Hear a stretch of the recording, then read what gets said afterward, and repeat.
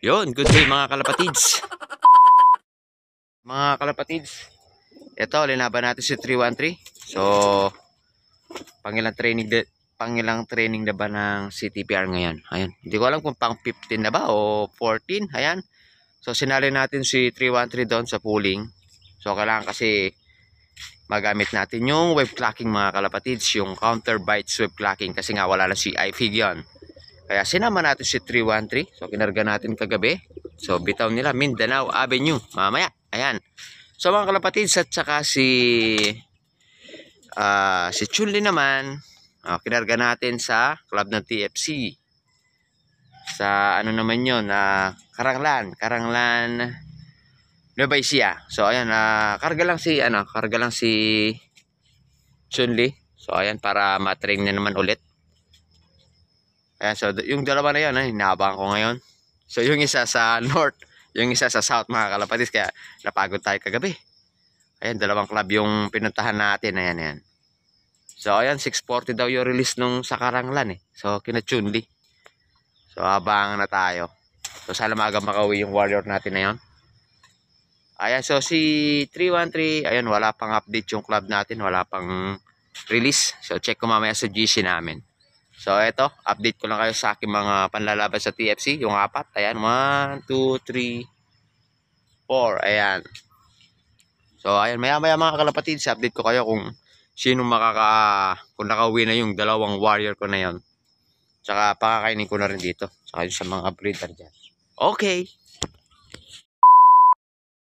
So, ayan mga kalapatids, habang naghihintay ako sa dalawang yon. So, ito, pakakawalan ko muna yung aking mga warrior dito. Yan, so para, ayun yung mga apat na YB natin. Yan. So, ayan, para may exercise naman yung mga YB natin na yan. Ayan. Palalaro natin sa TFC yan. Ayan. Ayan, paroda muna tayo habang nag-aabang doon sa dalawa nating warrior na yan.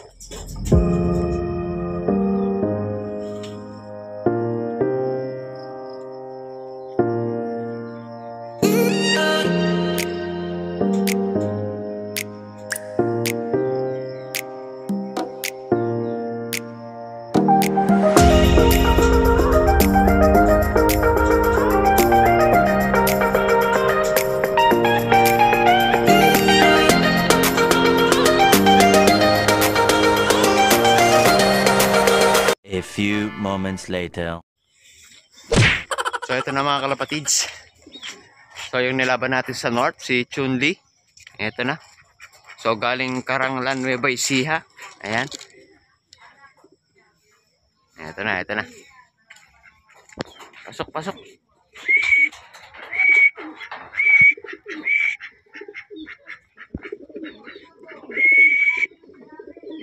Yun. So pasok. Ayun mga kalapatids. Ito. Yan. Good job.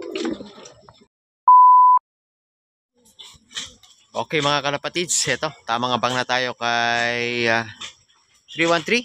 So 9:30 na in the morning, 9:30 AM in the morning. So ay mga kalapatids, release ng Ibon 8:15 AM. So si Chunli, ito na, ayun, nagpapahinga na. Ayun na yun. So hinihintay ko na lang si 313. So ayan, inaabangan ko na. Ito pala yung speed mga kalapatids. So ayan, yung speed forecast natin. Ayun, medyo makakulimliman eh. Ayun, ayan, hindi agad nirelease yung mga ibon kasi nga, ayan, maulap mga kalapatids. Wala yung araw ngayon. So pa silip-silip lang. Medyo madilim. So ayan, tamang abang na tayo kay 313. So dito bumubulusok yung mga kalapatids eh. Padiretso rito. So ayan, inaabangan na natin. A few moments later. Kalapatids, ito na si 313. Ayan, medyo late siya ngayon. Hindi bago, dalawang beses tayong hindi nakapagsakay. So, anong nabisi tayo nga? Ayan, ito na.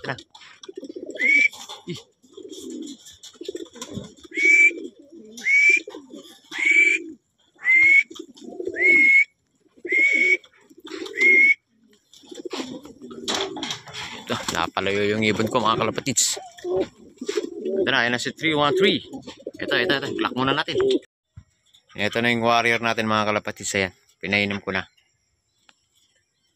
Medyo late siya ngayon. So, umi-speed siya ng 930 plus. Ayan. Kung napaligaw yung ibon natin. So, galing siya dun eh. So, mukhang sumama sa iba mga kalapatids kasi dapat dito manggagaling yung warrior natin. So, nanggaling siya dun. Mukhang napasabay sa mga mga kalapatids natin banda dun. Pero at least umuwi yung warrior natin mga kalapatids. Ito, ayan. So, ayan, nakikipag-away pa. Ayan, parang kapagod-pagod. Ayan, yung kapares na yun si Chun-Li. Ayan, kanina pa yan. So, maaga yung release nila sa TFC. Yung sa club ng TFC. O ba? Napalaban yung warrior natin. Nahulog eh. So, ayun mga kalapatids. Isang mabilis na naman na video sa ating loft. Ayan, Dowski Loft. So, please like, share, and subscribe. So, hanggang sa next video natin mga kalapatids. Ingat.